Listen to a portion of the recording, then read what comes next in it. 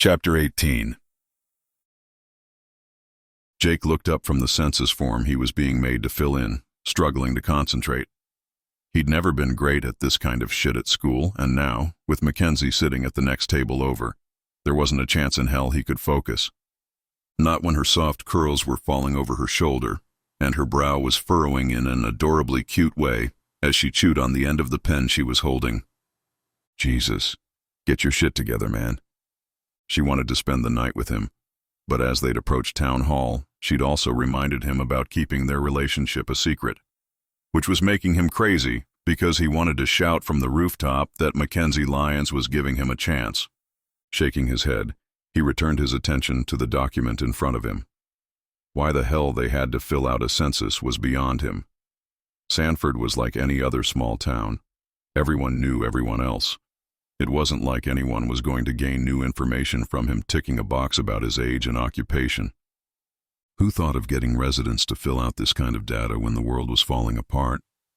How had the council evacuated half the town, established an armed perimeter, and put together job lists for the survivors in just a couple of days? Playing fantasy apocalypse over a couple of beers couldn't have equipped the council to pull this off, surely. He glanced over at John Jeffries. Jeffries was the owner of the local car dealership and a longtime town councilor. Now, he was standing at the door to the room they'd been ushered into, looking for all the world like a guard, complete with an AR-15 self-loading rifle slung over his shoulder. "Hey, Jeffries," Jake called, leaning back nonchalantly in his chair. "What's with the gun?" "What's it to you, kid?" "Just seems strange, that's all. We're supposedly in a safe zone, so why do you need to be armed?" "None of your fucking business." There was open belligerence in Jeffries' response, and a flash of warning prickled down Jake's spine. Eyes sharpening, he straightened. Since when did one of the most upstanding members of the town act like an asshole? "You asked me if I was carrying when I came in. If I had been, would that have been a problem?" Jake asked in a deceptively mild voice. It didn't deceive Mackenzie, who'd raised her head and was watching their interaction with concern. Catching his eye, she raised her eyebrows, silently asking what the hell he was doing. What the fuck was he doing? He'd never been one to question authority. He'd never had reason. But right now, he found it concerning as hell that the town council was militarizing itself. "All residents have been ordered to hand in weapons, so yeah, it would have been a problem," Jeffries said, walking over and planting his feet, stance wide, in front of Jake. Jake resisted the urge to rise to his own feet. "But it's okay for the guy who owns the used car lot to carry?" "Careful, son. Now's not the time to piss me off. Finish the census and get to whatever job you've been assigned for the day." Jake contemplated his response. Did he push this further or wait and watch? Before he could decide, Jeffries was called away, closing the door with a click behind him. "What was that about?" Mackenzie said. "I don't think antagonizing the man with the gun is a smart option. I have faith in Townsend's contingency plan. Hell, I voted for the man, but Jeffrey's attitude is something else altogether." "You voted for Townsend over Rachel's mom?" Mari Davenport, Rachel's mother, had been a prominent councilwoman for many years, and her discontent with Mayor Townsend was legendary. Their tussles focusing on Mari's progressive attitude and Townsend's stubborn desire to remain in the last century. "I'm not against Mari's ideas. I just think Townsend is a better leader. He gets things done," Jake said.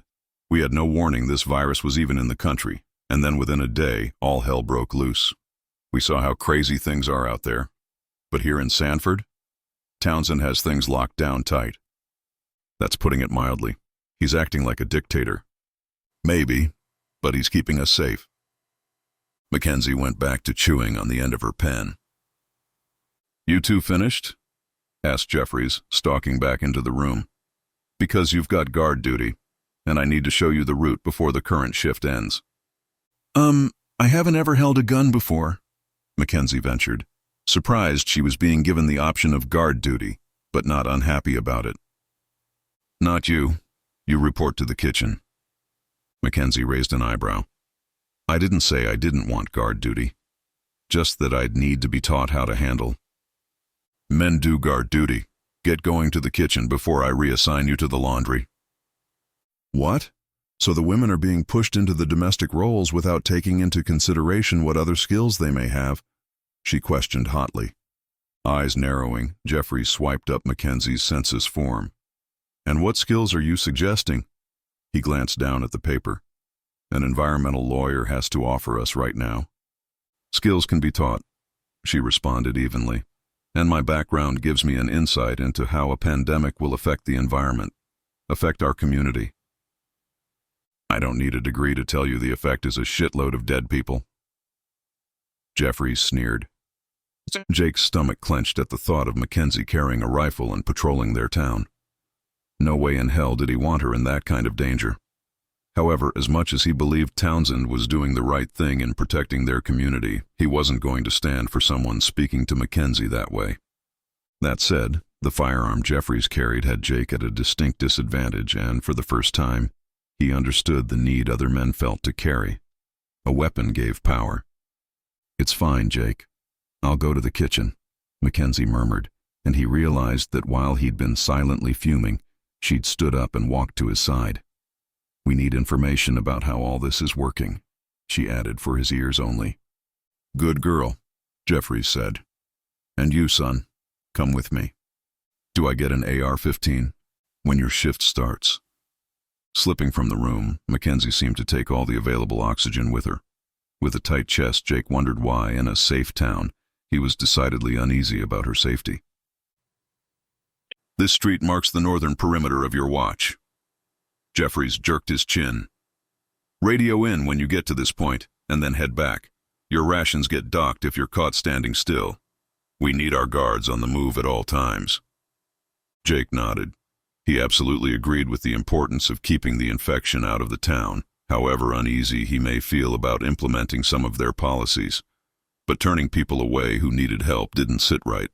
Jeffries had been adamant there was no possibility of quarantining strangers looking for sanctuary. They were under orders to turn away anyone and everyone, and shoot if they didn't take no for an answer. "Seriously? You're condoning shooting innocent people looking for help?" Jake said. "We're looking at the big picture, son, and your orders are to fire on anyone who doesn't comply with our rules."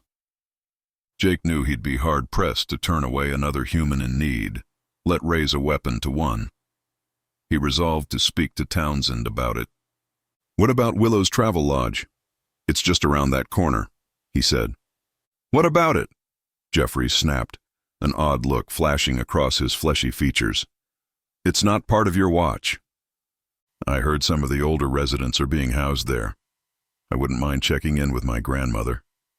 "Not your concern. When you're on guard duty, you're focused on the safety of this town. Is that understood?" Jake nodded, knowing he'd check in on Grams, regardless.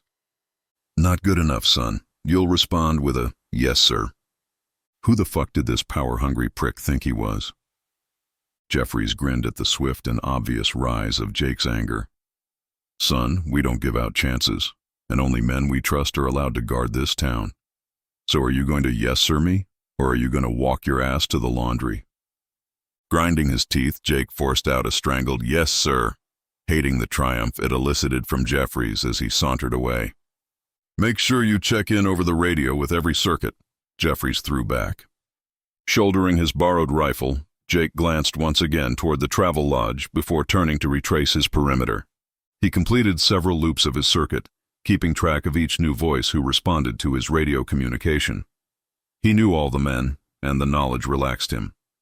Jeffries might be a massive dick, but the town was in safe hands. "Jake Brent, it's good to see you, son." Townsend strode over to meet him.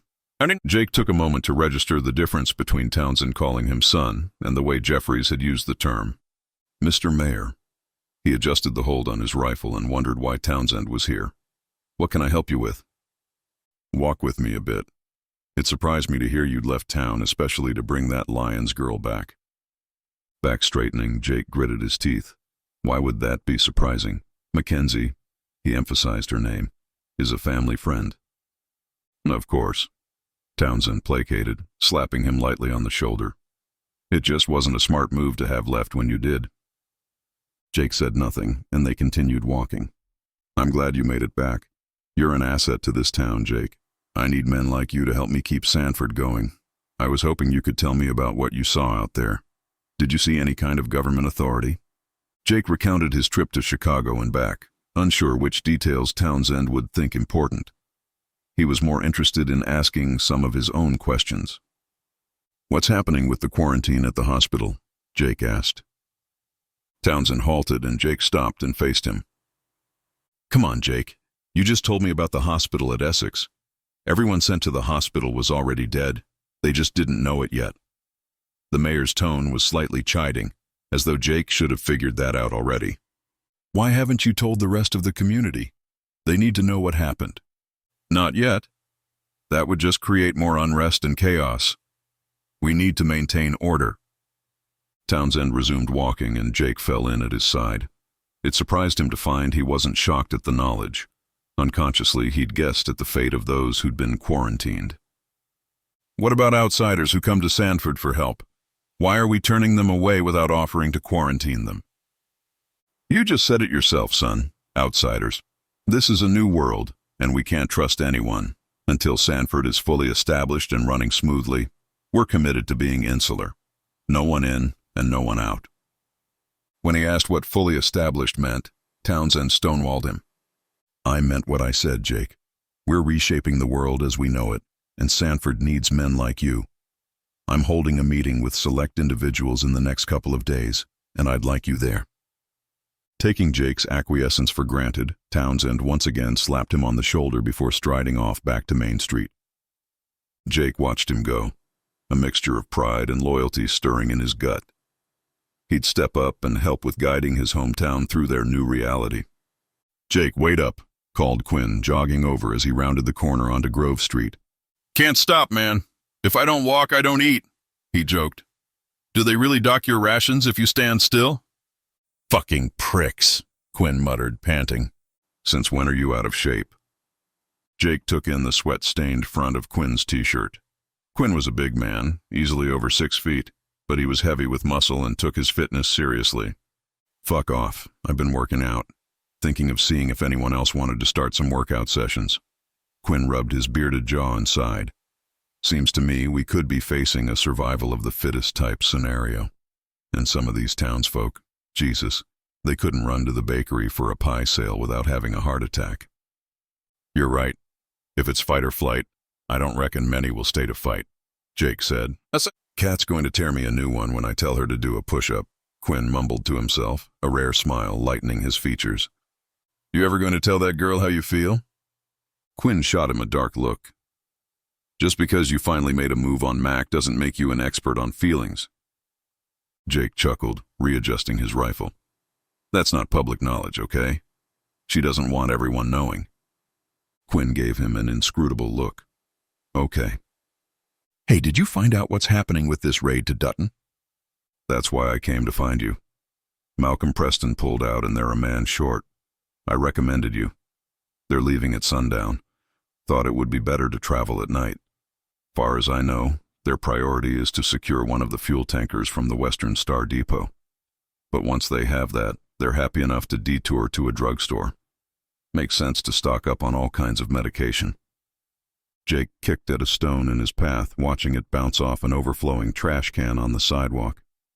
Apparently the council could organize a raid, but not trash collection. I'm in. Do we even know what's happening in Dutton? Maybe they've got a group of survivors who won't be happy about sharing their supplies. I don't think other communities are as organized as we are, which is why the raid is happening so quickly. Townsend wants to get in before they get their shit together.